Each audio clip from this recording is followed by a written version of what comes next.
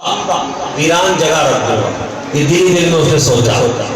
خدا کا کرنا ایسا ہوا کہ اس کے خیال آتے ہی اس کو بہت سر میں تیز درد ہوا اور اس کی کان، آنکھ، ناک اور منہ سے بدبودار پانی بہنے لگا. اتنا بدبودار پانی کہ اس کی سڑان ایسی تھی کہ کوئی اس کے پاس ایک لمحہ نہیں بیٹھ پاتا تھا. یہ بڑا پریشان ہوا. وزیر نے بڑے بڑے طبیبوں ڈاکٹروں سے علاج کروانا چاہا مگر کچھ حاصل نہ ہوا. یہاں تک کہ طبیبوں نے کہا ہمیں تو یہ آسمانی مسئلہ لگتا ہے. ہمارے یہاں بھی کہتے ہیں نا آسمانی سلطانی. تو انہوں نے کہا یہ آسمانی مسئلہ ہے، کوئی بیماری نہیں ہے، ہمارے پاس اس کا کوئی علاج نہیں. بیماری نے تبا بادشاہ کی نیند کو اڑا دیا. ٹھیک ہے. اب اچانک رات کے ایک پہر ایک عالم صاحب وزیر کے پاس آیا. آ کر کہنے لگے اگر تم بادشاہ سلامت سے میری جان کی امان دلاؤ اور تنہائی میں بادشاہ مجھے آنے دے اور جو میں پوچھوں وہ سچ سچ جواب دے تو میں بادشاہ کا علاج کر دوں گا. وزیر بادشاہ کے پاس گیا، ماجرا سنایا. مرتا کیا نہ کرتا، ڈوبتے کو تنکے کا سہارا. اس نے کہا آنے دو. رات کے پہر میں عالم صاحب بادشاہ کے پاس گئے. تنہائی میں پہنچے تو بادشاہ سے پوچھا بادشاہ سچ سچ بتاؤ کہ اس کعبہ معظمہ کے متعلق تیرے دل میں کوئی بری بات آئی؟ بادشاہ نے اس عالم صاحب سے اپنے ارادے کا اظہار کیا کہ ہاں میرے دل میں آئی ہے. عالم صاحب بولے تمہاری بیماری کی وجہ بس یہی ہے. جان لو کہ تم اپنے دل سے برے خیالات نکال دو، اسی میں تمہارا بھلا ہے. تبا نے نہ چاہتے ہوئے توبہ اور دل سے برے ارادے کو نکال دیا. اب عالم صاحب وہاں سے ابھی گئے بھی نہ تھے کہ تبا کی بیماری بالکل ختم ہو گئی. بادشاہ نے جب عالم صاحب کی باتوں کو پورا ہوتے دیکھا تو اس نے کہا کہ میں تبا رب کعبہ پر ایمان لے آیا اور دین ابراہیمی پر قائم ہو گیا. پھر اس نے کعبے کی تعظیم کے لیے 7 غلاف بنوائے. کتنے غلاف؟ اس سے پہلے کعبے پر غلاف نہیں تھے. سب سے پہلے غلاف کعبے پر کس نے چڑھوائے تھے؟ اسی تبا بادشاہ نے 7 غلاف چڑھوائے اور خوب کا شہر مکہ کا احترام کیا. اور یہاں سے پھر مدینہ منورہ کی بستی کی طرف روانہ ہوا جو اس وقت ویران تھی. وہاں کچھ بھی نہیں تھا.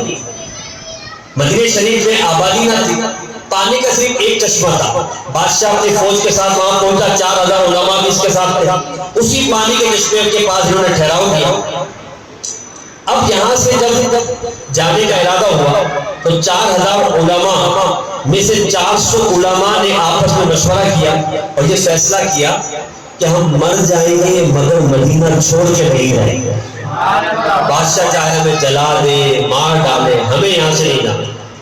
جب بادشاہ کو یہ بات پہنچی تو بڑا حیران ہوا. اس نے وزیر سے کہا کہ ذرا ان علماء سے پوچھو آخر بات کیا ہے، کیوں یہاں سے نہیں جانا چاہتا. وزیر علماء کے پاس آیا. اب علماء نے جو باتیں کہی نا وہ ایمان کو تازہ کر دی. علماء نے کہا ایک نبی صلی اللہ علیہ وسلم تشریف لائیں گے جن کا نام محمد ہوگا، ان کی وجہ سے کعبہ اور مدینہ طیبہ کو عزت نصیب ہوگی. وہ حق کے امام ہوں گے، ذوالفقار نامی ان کی تلوار ہوگی، اونٹنی پر سواری فرمائیں گے، منبر پر کھڑے ہو کر لاٹھی ہاتھ میں لے کر خطبہ ارشاد فرمائیں گے. قرآن عطا کر کے ان کی شان کو اور بڑھایا جائے گا. اور جب قیامت کا دن ہوگا تو ان کے سر پر غم کا تاج ہوگا اور ہاتھ میں غم کا جھنڈا ہوگا. وہ لوگوں کو لا الہ الا اللہ کی دعوت دیں گے. ولادت ان کی شہر مکہ میں ہوگی اور ہجرت سے مدینہ منورہ کو نوازیں گے. وہ شخص یقیناً سعادت مند ہوگا جو ان کے زمانے میں ہوگا اور ان پر ایمان لائے گا. اسی لیے ہم اس امید پر یہاں مرتے دم تک رہنا چاہتے ہیں کہ یا تو ہمیں محمد مصطفیٰ کے دربار گوہربار میں حاضری نصیب ہو جائے یا ہماری اولاد اس سعادت کو پانے میں کامیاب ہو جائے. اب آپ دیکھیں حضور کی ولادت سے 1000 سال پہلے نبی پاک کی نہ صرف آمد کا ذکر ہو رہا ہے، حضور کی تعریف و توصیف ہو رہی ہے، حضور پر ایمان لانے کی باتیں ہو رہی ہیں، نبی پاک کا چرچا ہو رہا ہے اور آمد مصطفیٰ کے ڈنکے بجائے اسی لیے تو ہم کہتے ہیں آمینہ بی بی کے گلشن میں آئی ہے تازہ بہار، آمینہ بی بی کے گلشن میں آئی ہے تازہ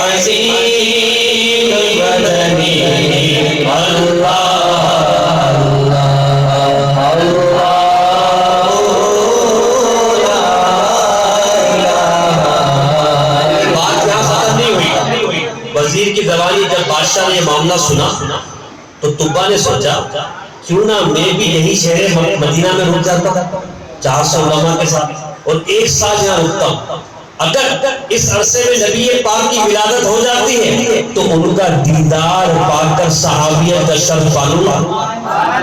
اس خیال سے طبا مدینہ منورہ میں 400 علماء کے ساتھ رہنے لگا۔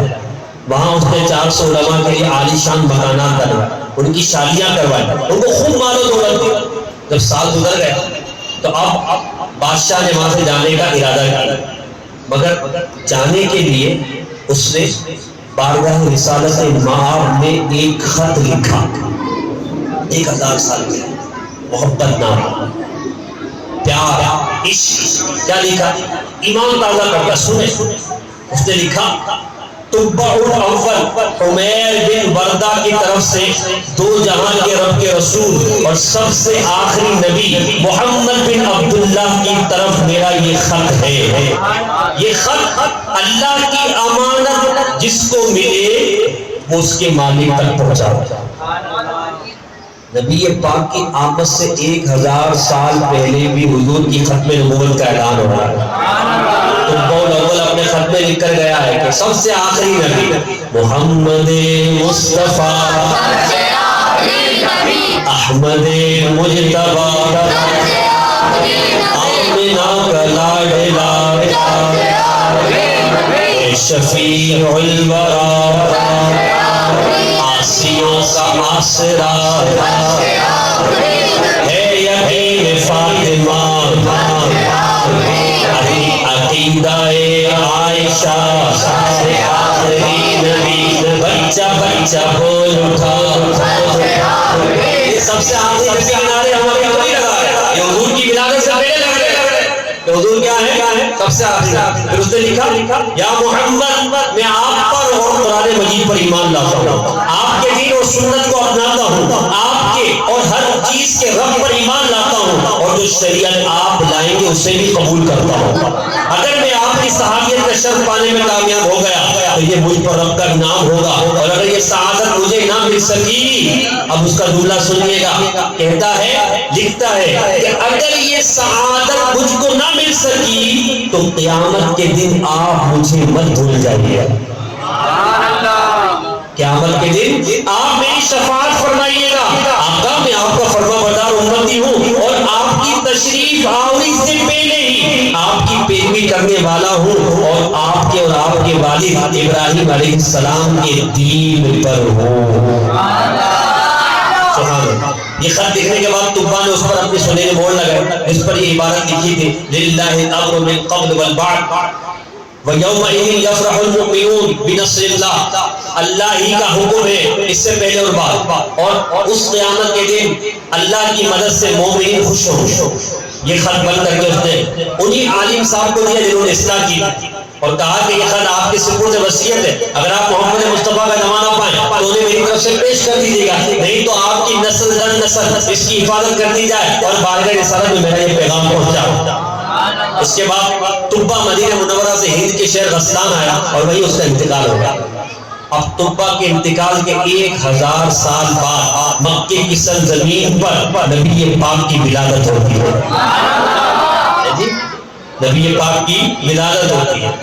پھر 53 سال مکہ مکرمہ کو نوازنے کے بعد پیارے آقا صلی اللہ علیہ وسلم مدینہ منورہ کی طرف ہجرت کا ارادہ فرماتے ہیں۔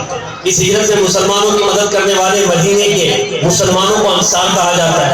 یہ انصار انہی 400 علماء کی اولاد میں سے، واہ واہ، یہ 1000 سال سے نسل در نسل خط کی حفاظت کرتے آ رہے ہیں۔ جب انصار کو حضور اکبر کی مدینے آمد کا ارادہ معلوم ہوا تو ان میں خوشی کی لہر دوڑ گئی۔ انہوں نے بارگاہ رسالت میں طبا کا خط پہنچانے کے لیے آپس میں مشاورت کی۔ اس مجلس میں سیدنا عبد الرحمن بن عوف رضی اللہ عنہ بھی تھے۔ انہوں نے کہا کہ کسی با اعتماد آدمی کے ہاتھ یہ خط دیا جائے جو بحفاظت اسے بارگاہ رسالت میں پہنچا سکے۔ چنانچہ وہ خط ابو لیلہ انصاری کو دیا گیا۔ اب جو بعد میں ایمان لائے صحابی بھی ہو، ابو لیلہ انصاری خط لے کر مکے کی جانب راستے پر نکل پڑے۔ جب قبیلہ بنو سلیم میں پہنچے تو وہاں نبی پاک تشریف لا چکے تھے۔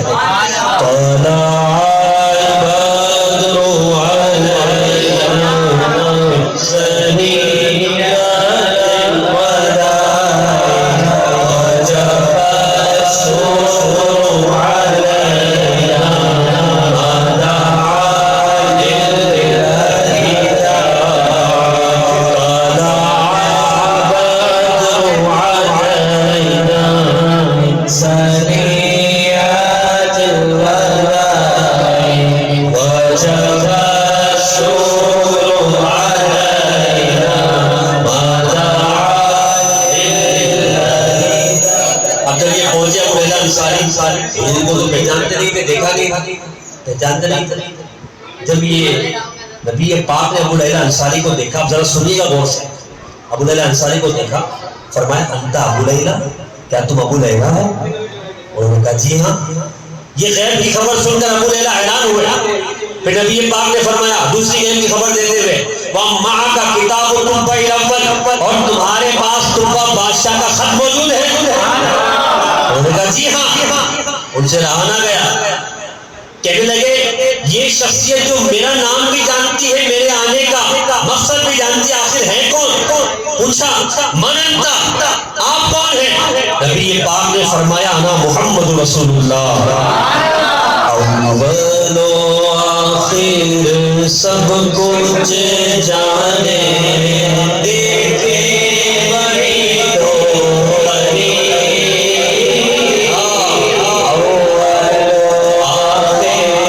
سب کچھ جانے، دیکھے بڑی دوری، غیب کی خبریں دینے والا، غیب کی خبریں دینے والا، اللہ حبیب مدنی،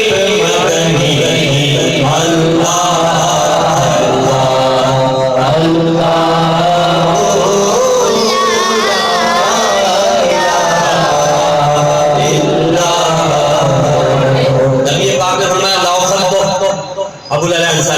نبی پاک نے حضرت صدیق کے اوپر سے کہا خط پڑھے، میں نے خط پڑھ کر سنا۔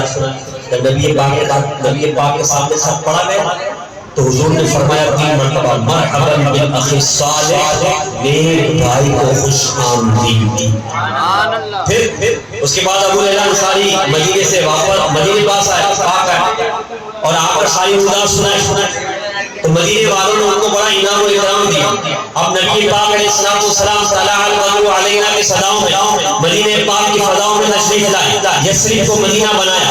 اب ہر ایک یہ چاہتا تھا کہ حضور میرے گھر کرم فرمائے. نبی پاک نے فرمایا میری کو چھوڑ دو، یہ اللہ کے حکم کی طرف سے معمور ہے، جس گھر کے آگے جا کے رکے گی میرا قیام وہی ہوگا. نبی پاک کی اتری چلتی رہی، چلتے چلتے حضرت ابو ایوب انصاری رضی اللہ عنہ کے گھر کے سامنے جا کر رک گئی. نبی پاک نے انہی کے گھر پر قیام فرمایا.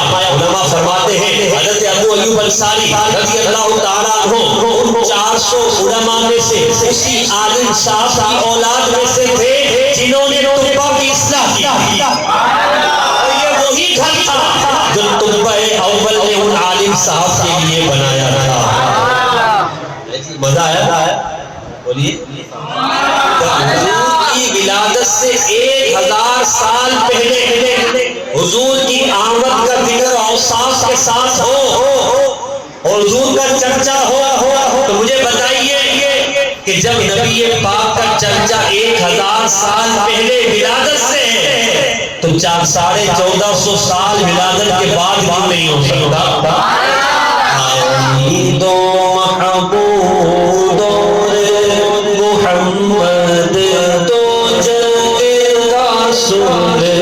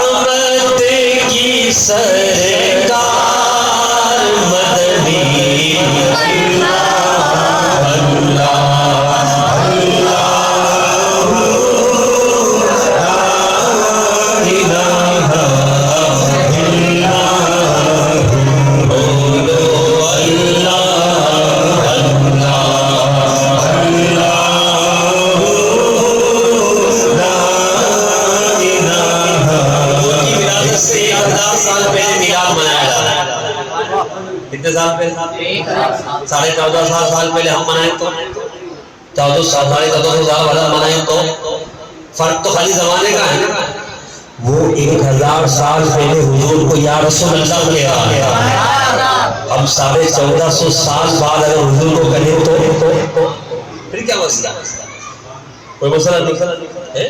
وہ 1000 سال پہلے ولادت محمدی سے حضور کے اوصاف بیان کر رہا ہے، حضور پر ایمان لا رہا ہے، حضور کا کلمہ پڑھ رہا ہے، حضور کی فرما برداری اختیار کر رہا ہے، حضور کی تابع داری کا اعلان کر رہا ہے، نبی پاک سے اپنی محبت کا اظہار کر رہا ہے، شفاعت کی بھیک مانگ رہا ہے، یہ قرض کر رہا ہے کہ آقا آپ ہی سب کچھ میرے ہیں، آپ ہی قیامت میں مجھے بچائیں گے. جب وہ 1000 سال پہلے نبی پاک کے اسے اپنی محبت کا یوں اظہار کر سکتا ہے تو حضور کا کلمہ پڑھنے والا، نبی پاک پر ایمان لانے والا، نبی پاک کا امتی کہلانے والا، نبی پاک صلی اللہ علیہ وسلم سے محبت کا اظہار کرنے والا 1450 سال بعد اگر حضور سے محبت کا اظہار اپنے انداز میں کرے تو نبی پاک خوش نہیں ہوگا. نبی پاک جب اس سے خوش ہوئے اسے فرمایا مرحبا بی اخی صالح، تو ہم کہیں گے بھئی ہم سے حضور خوش نہیں ہوگے. بالکل خوش ہوں گے. تو میلاد حضور کا نبی پاک کی ولادت سے 1000 سال پہلے بھی منایا گیا.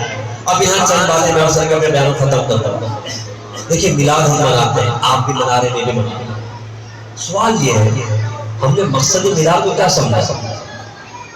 بعثت پاک کی آمد مبارک کی مقاصد کیا کیا؟ ہم نے میلاد کو منایا، میلاد والے آقا کو نہ منایا. اس نے میلاد نہیں منایا، میلاد والے آقا کو منایا. فرق یہ ہم منا نہیں، ہم صرف میلاد منا رہے ہیں، حضور کو نہیں منا. اگرچہ میلاد منانے والا تو حضور راضی ہوتا ہے. میں آپ سے سوال کرتا ہوں، جب اس نے 1000 سال پہلے اس نے یا رسول اللہ میں آپ کا فرما بردار امتی ہوں، وہ قبول ہو گئے؟ بولو. اگر آج ہم کہیں یا رسول اللہ ہم آپ کے فرما بردار ہیں، حضور قبول نہیں فرمائے؟ اگر آپ حضور کی فرما برداری میں داڑھی رکھی حضور قبول نہیں فرمائے؟ امامت شریف باندھنے قبول نہیں فرمائے؟ نماز پڑھیں قبول نہیں فرمائے؟ سنت کے مطابق زندگی گزاریں قبول نہیں فرمائے؟ اتباع کریں گے نبی پاک قبول نہیں فرمائے؟ شریعت پر عمل کریں گے قبول نہیں فرمائے؟ بالکل قبول فرمائے، بالکل قبول فرمائے. ہم کرنے والے تو والے، ہم نبی پاک سے اظہار کرنے والے تو والے. تو میلاد کے ساتھ میلاد والے آقا کو مانا. میلاد کے ساتھ کس کو مانا؟ میلاد والے آقا مان گئے نا بیڑا پاک. میلاد والے آقا مان گئے کیونکہ اعلیٰ فرماتے ہیں زمین و زمان تمہارے لیے، مکین و مکان تمہارے لیے، زمین و زمان تمہارے لیے، زمین و زمان تمہارے لیے، بنے دو جہاں تمہارے لیے، تمہارے لیے.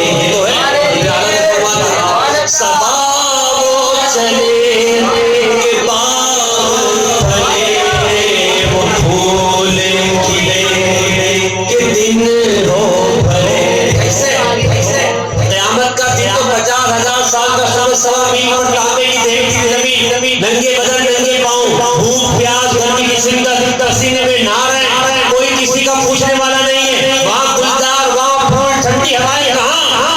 کہتے ہیں پریشانی تو ہے مگر جب نبی پاک گزریں گے تو ٹھنڈی ٹھنڈی ہوائیں چلیں گی، باغ چھٹ جائے.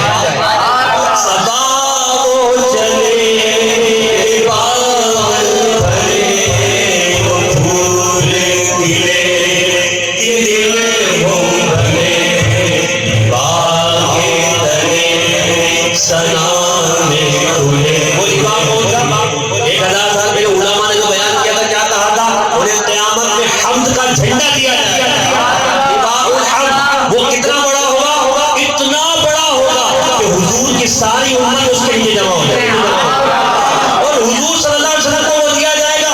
دور سے امتی دیکھیں گے کہ ہمارے آقا وہ کھڑے ہیں، لواء الحمد ان کے ہاتھ میں ہے. باغ تلے تلے سنا میں کھلے، باغ تلے سنا میں کھلے، رضا کی زبان تمہارے لیے، باغ تلے سنا میں کھلے، رضا کی زبان تمہارے لیے، زمین و زمان تمہارے لیے، مکین و مکان تمہارے لیے. اب آپ غور کریں، آپ کو مزہ آیا؟ کس چیز کو مزہ آیا نا؟ مزہ دوبارہ کریں، مزہ دوبارہ کریں. آپ سوچیں یہاں اتنا مزہ آ رہا ہے، جب حضور قبر میں تشریف لائیں گے تو کتنا مزہ آئے گا. جب حضور قیامت میں نظر آئیں گے تو کتنا مزہ آئے گا. مگر اتنا ایسا کچھ کریں تو صحیح نہیں کہ جب حضور قبر میں آئے صلی اللہ علیہ وسلم تو حضور ہمیں دیکھے تو فرمائے اللہ یہ تو میرا امتی ہے، اسے تو میری جیسی داڑھی رکھی ہے، اللہ اس نے تو میرے جیسا امامہ پیدا کرتا تھا، اللہ اس کے سر پہ تو نماز کا نشان کی ہے، نماز پڑھتا تھا، یہ تو سنتوں پر عمل کرتا تھا. اللہ اسے عذاب قبر سے بچا دیتا ہے۔ اب پھر مزہ دوبارہ ہوگا نا، پھر کیا ہوگا؟ نجم کیے خدا آرزو ہے، عاشق زار کی آبرو ہے، موت کے وقت سر ان کے قدموں میں ہو، دید ہوتی رہے دم نکلتا ہے، قبر میں سرکار آئے تو میں قدموں میں کیوں؟ گر فرشتے بھی اٹھائیں تو میں ان سے کہوں، اب میں ان سے کہوں، اب تو پائے ناز سے میں ایک فرشتوں کیوں مر کے پہنچا ہوں جہاں دل ربا کے واسطے۔ اس قبر میں سرکار آئے تو میں ان سے کیوں قبر میں سرکار آئے تو میں ان سے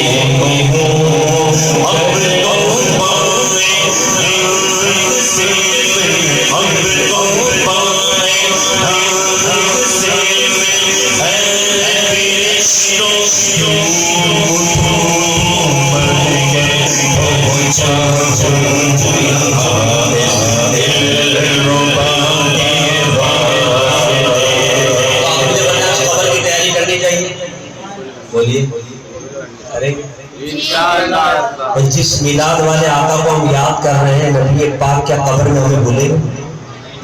جن کا میلاد ہم منا رہے ہیں، جھنڈے لگا کر، لائٹیں لگا کر، جلوس نکال کر، جلسے کر کے، نعرے لگا کر، لنگر کر کے، نئے کپڑے پہن کر، نعرے شریف سے اظہار محبت کر کے، مرحبا یا مصطفیٰ کی دھومیں مچا کر، جن کا میلاد بنا کر ان سے اظہار محبت کر رہے ہیں، اگر اس پیارے مصطفیٰ کی سنتوں پر عمل کر کے اظہار محبت کریں، نبی پاک کی شریعت پر عمل کر کے اظہار محبت کریں، فجر کی نماز با جماعت مسجد میں پڑھ کے اظہار محبت کریں، ان کی شریعت کا علم سیکھ کے اظہار محبت کریں، ان پر نازل ہونے والا قرآن سیکھ کر، پڑھ کر، سمجھ کر، عمل کر کے اظہار محبت کریں، پھر قبر میں جائیں اور جب قیامت میں اٹھیں اور مصطفیٰ کریم صلی اللہ علیہ وسلم کو شفاعت کا اذن دیا جائے اور اس وقت ہم نبی پاک کے قدموں میں گرے، عرض کریں آقا آپ کا میلاد جھنڈے لگا کر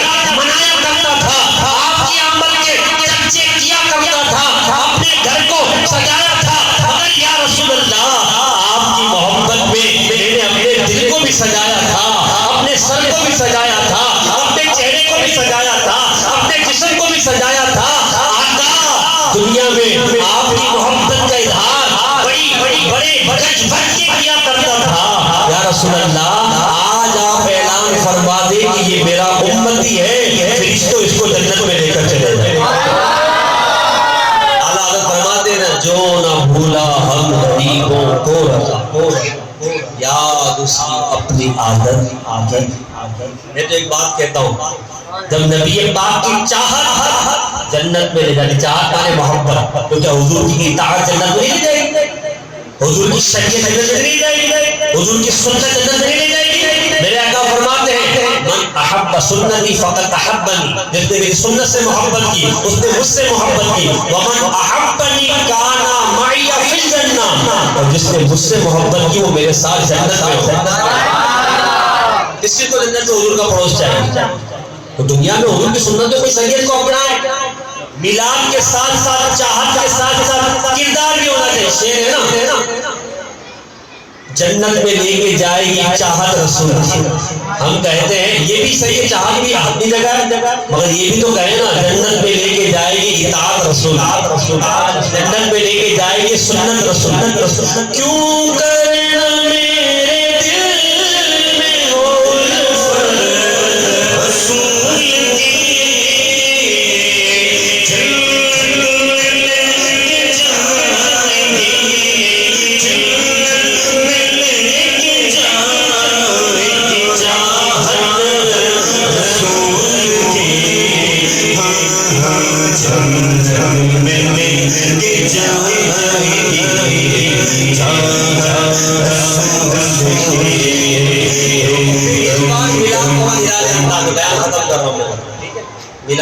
نرالے انداز، وہ کس طرح؟ جھنڈے لگا لیے، نہیں لگائے تو لگا لے، ٹھیک ہے؟